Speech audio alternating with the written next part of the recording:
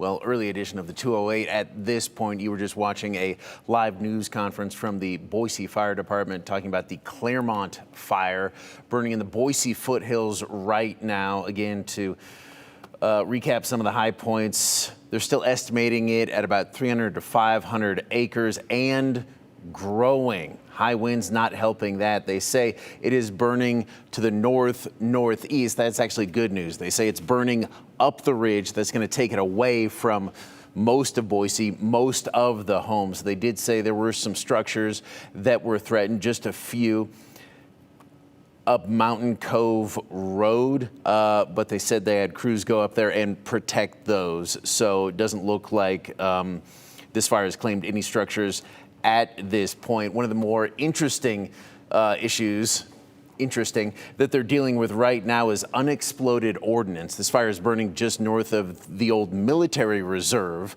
there in the Boise Foothills. A lot of trails go in and around there, but firefighters were talking about how there is still unexploded ordnance from the military reserve's time as an old training area.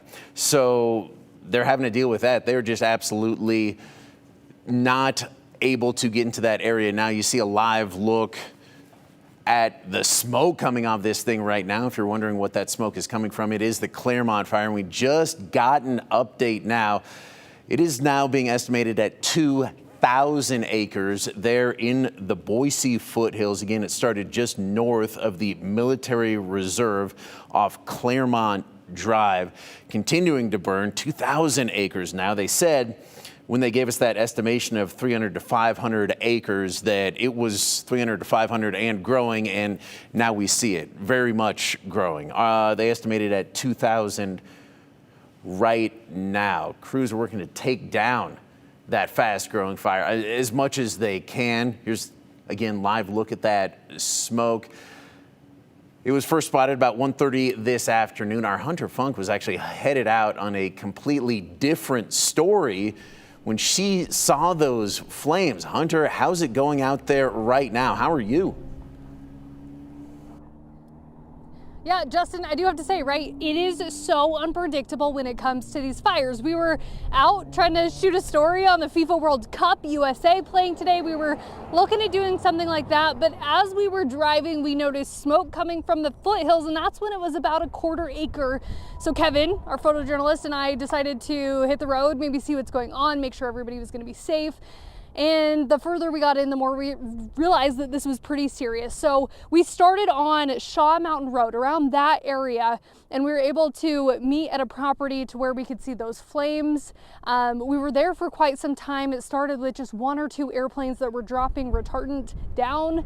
Then we saw more helicopters, bigger planes, and they just kept dropping it as it went on. The wind has been a little unpredictable. Again, northeast is what seems to be the most consistent, but we did see it shift a little towards our direction.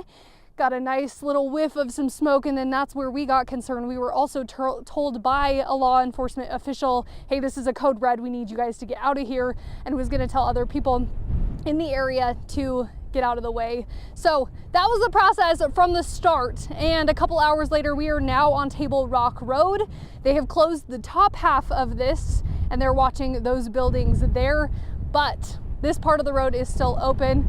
And behind me you're also going to see this plane. They're dropping retardant. This is their way of putting out this fire, is trying to fight this way. We also see helicopters, but again, the wind is still really strong out here. We see it keep pushing.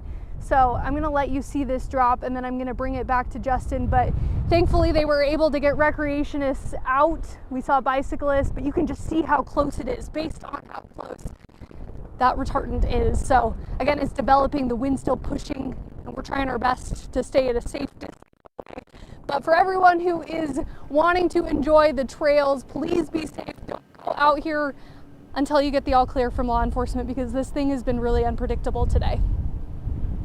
All right, Hunter, thank you for that. Yeah, appreciate you being so close, but also Thank you for being careful. And Yeah. anybody thinking about going up into the foothills to get a look at this thing, go ahead and don't do that. Yeah, Again, let's it's not. very dangerous right now. And you saw and you heard that wind that is pushing this fire around, Rachel. Yeah, wind has been something we're watching closely today. We know it is hot and bone dry, right? We're coming off of our hottest weekend of the year. Remember, temperatures this past Saturday, 4th of July, and then yesterday brought in the hottest temps. We were up near 100 in Boise. We weren't there, but pretty close. And then today, yes, we've had some breezy winds. Now, looking right now at wind speeds, not all that impressive. We've actually seen the winds ease a bit over the last couple of hours. So out of the west at the Boise airport right now, only 10 miles per hour. Wind gusts have been consistent around 20 to 25 miles per hour. But Crestline Trail has its own weather station and observation station. I've been watching that pretty closely this afternoon. So wind gusts there have been consistently at 25 to 30 miles per hour. At last check, they were out of the west, but I have seen gusts out of the southwest,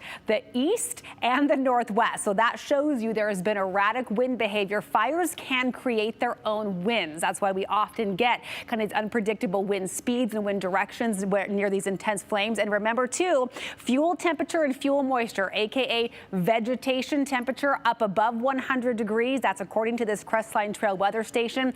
And look at the moisture of that vegetation. It is bone dry, 4%. That's it. That's like dropping a match on a piece of paper. Any spark will light that vegetation almost instantly. So no surprise that we have seen this fire grow so quickly.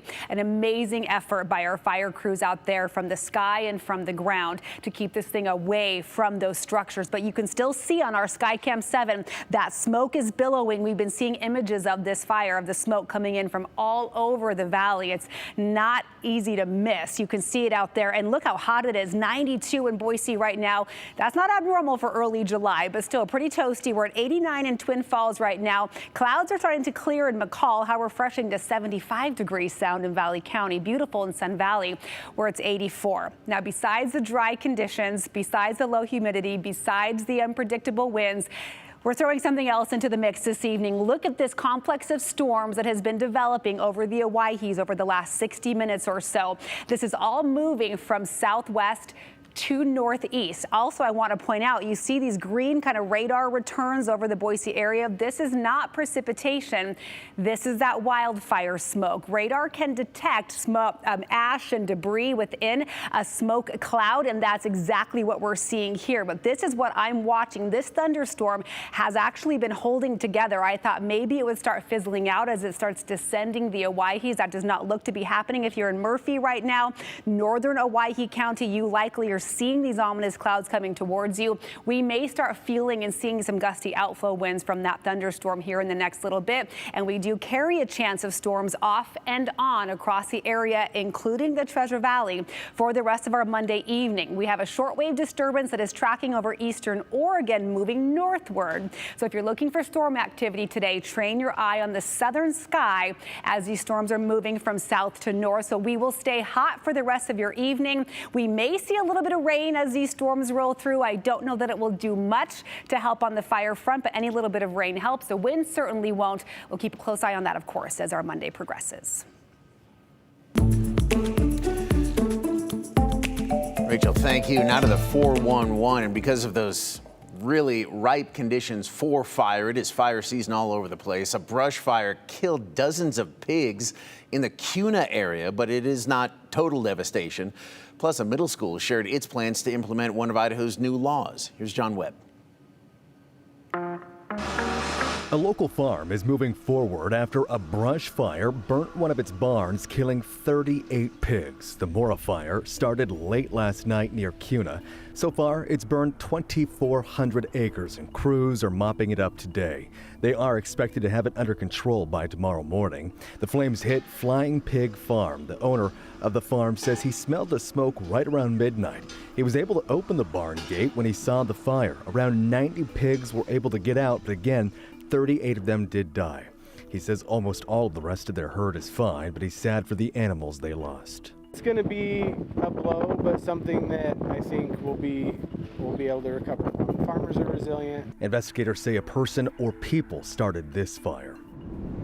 Investigators say they're working to learn more about what they believe to be a homicide. This morning, Boise police officers were called out to the north side Greenbelt for the report of an unresponsive man. After an investigation that lasted several hours today, officers say he was killed sometime between midnight and 7:30 today. Here's video from the area our crews picked up while police were in the area. This is the path behind the Golden Eagle building on River Street. If you know or saw anything related to this incident, you're asked to contact the Ada County Sheriff's Office. An Idaho school district shared how it plans to implement the state's new 60 seconds of silence rule. Fruitland Middle School shared on social media it will be incorporated into the daily morning routine in every classroom. The district says students will remain silent and no instruction or any classroom activities will go on during that time. I'm John Webb with the 411.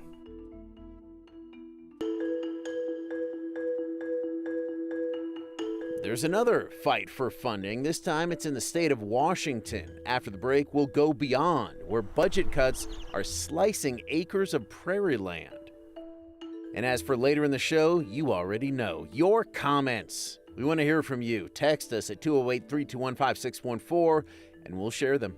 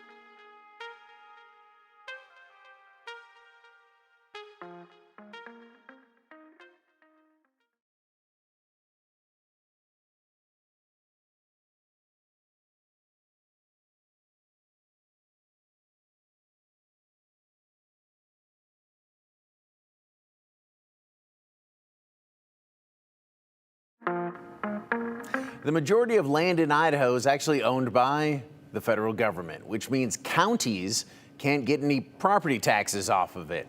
Now, there's a government program that does help a lot, but that program is getting less and less popular in Washington, D.C. It's called PILT, which stands for Payments in Lieu of Taxes. You see, the federal government manages, again, millions of acres of land in Idaho. About 62% of the state is actually federal property, so like forest land, etc.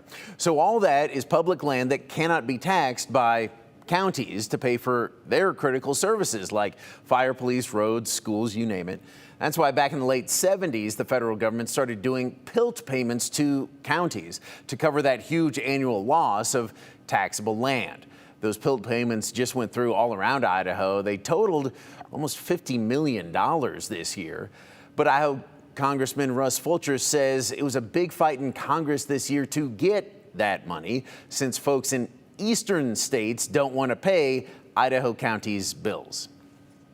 There's really only 5 states that have more than 50% of the landmass that's federal. Idaho is one of those 5. And so most states are primarily private land ownership. And so they see that as a subsidy. And it's just not popular to send your federal tax dollars to other states. And so that is becoming a bigger and bigger challenge.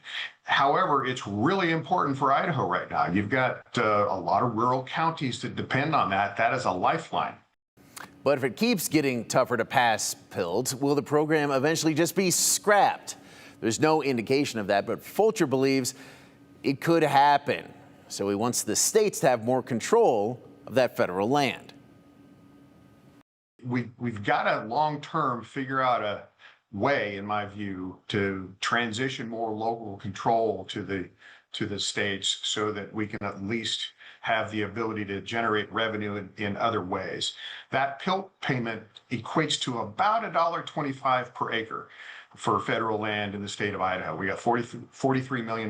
We have about 34 million acres of federal land. So although it's critically important, it's not a whole lot when you think about the actual revenue that you could receive through other means. And so in no way am I suggesting that we want to sell off that land. What I am suggesting is that we can be wiser if we manage it more locally and instead of depend on subsidies that may not happen in the future.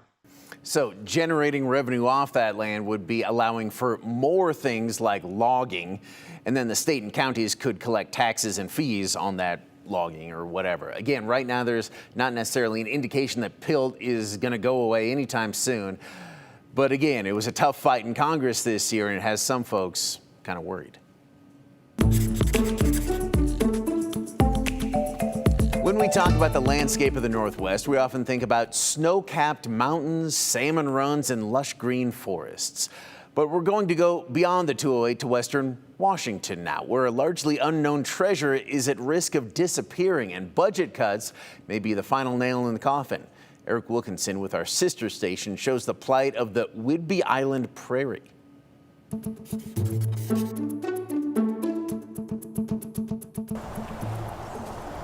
When Jim Pescurick and Murray Mitchak walk through the fields of central Whidbey Island, they see more than the beauty of the countryside. I just think it's kind of a miracle that this place survived. A miracle born 10,000 years ago when glaciers washed across this land and created a place unlike any other in the Pacific Northwest, a prairie typically found in the Great Plains. There are very little of the prairies left, right? And again, I grew up in Washington State and had no idea that this existed here. Farming transformed the land on a massive scale, but one 5-acre patch of prairie remained pristine. Over the past quarter century, Jim and Murray have worked to preserve it, but outside pressures perennially prowl. It was that close to being subdivided by a developer. And again, the community came together, raised the money. At one point, this prairie stretched from southern Vancouver Island all the way to northern California. Today, less than 3% of it remains, and its future is uncertain. So we're kind of at a crossroads right now. Volunteers formed the Pacific Rim Institute for Environmental Stewardship and purchased 175 acres. Using seeds from that original 5 acres, they've restored 40 more, brought the golden paintbrush wildflower back from the brink of extinction, and are strengthening the number of endangered butterflies. It's expensive work, about $35,000 an acre. Now, DOGE and state budget cuts have decimated the Institute's budget and put all of its accomplishments in jeopardy. Within, 6 months to a year, we have to make the hard decision of whether or not we're going to have to sell off the 35 acres to another organization that may or may not do the prairie restoration. We really don't know. This is our bread and butter right here. The Institute's main funding source is selling seeds, currently not much of a growth industry. So we're kind of, in a just survival mode. Looking for a little miracle on the prairie to help a rare Northwest landscape persevere. On Whidbey Island, Eric Wilkinson, King 5 News.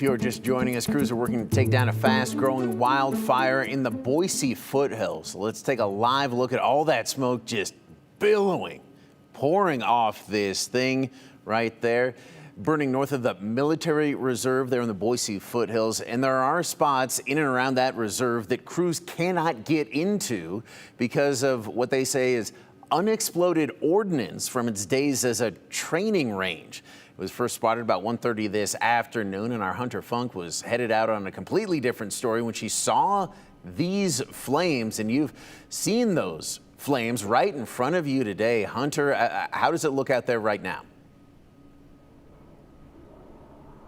Yeah, Justin, right now it seems that the fire suppression efforts are still ongoing. We're seeing some of those planes dropping that retardant. Now, I do want to point out where Kevin has the camera pointed at right now is actually where we were. We were over on this little knob, and we are now seeing fire crews fighting a fire on that knob. I don't know how close it is, but you can see they are dropping retardant as we speak, right where we were standing. So again, it is so unpredictable because earlier today there was not fire that direction. But again, as you've heard Rachel talk about, as we've all talked about, wind is inconsistent. Fire creates its own wind and it can shift and do what it wants. So this situation has definitely been developing. Again, it started as a small fire, now looking closer to 2,000 acres. So be safe, stay alert, and always have those alerts on your phone because again, that's how we've been staying safe in this direction. We've been listening to law enforcement and we have been doing that process. Now I do want to say we're gonna go to Cooper, who is on the south side from where we're at, and he just got done with the press conference and can kind of give us the feel for what's been going on over there. Cooper? Yeah, Hunter, the feel is really well feeling it out as we figure out, as you know, the Bureau of Land Management and Boise Fire and Ada County Sheriffs really figure out what caused this fire, also dealing with it so far. You talked about that retardant being spread. We actually just saw that same plane go over here and try and get some of these flames. But so far, Boise Fire is reporting that this is a 2,000 acre fire. They're trying to contain it. They did not have a containment number for us. They did say that no structures were affected. They have been dealing with that all day. And so, that started about 1:30, they said, and then we actually got there about 2 o'clock, right near that military reserve where Boise Fire said they had some issues too, with just the way that training ground goes. I believe you mentioned the term earlier. I can't remember it quite off the top of my head. But they just had some obstacles they've been dealing with. They have not found a cause for the fire quite yet. We talked to some residents over here who are worried that it was a man-caused fire. They are concerned if it was just the irresponsibility of something like that. But until we know more, until Boise Fire gives us that information, we can't say for certain. But just a lot of burned acreage, as you can see kind of behind us, and even that helicopter's coming in here real quick, about to dump some more water. Cooper, Hunter, thank you. Appreciate your live reporting out there. Continue to be careful, please. Now to our monthly giving campaign, the 208 Way. This month, we're raising money for Honor Flight Boise. The nonprofit is going to take several local veterans, including 2 World War II veterans, to our nation's capital for a tour of the monuments that are largely dedicated in their honor. And you have all been amazing. So far, you've raised $4,242. That includes the match from the Idaho Community Foundation. Honor Flight Boise will be paying for this trip regardless of how much money they raise, but let's make sure they can make it great and maybe pay for some future flights as well. Let's keep this momentum going and give these vets a trip of a lifetime. We're asking only $7, and you can scan the QR code on your screen right there, and you can donate to Honor Flight Boise and learn more about the 208 Way. Our first nonprofit got a lot of love as they work to feed kids this summer. Our partners at the Idaho Community Foundation say 23 of you donated to Everybody House last month, raising more than $1,000 for the Twin Falls-based nonprofit. This summer, Everybody Eats is making sure kids across the Magic Valley just have a meal. A big thanks to everyone who donated and helped spread the word for the first month of the 208 Way.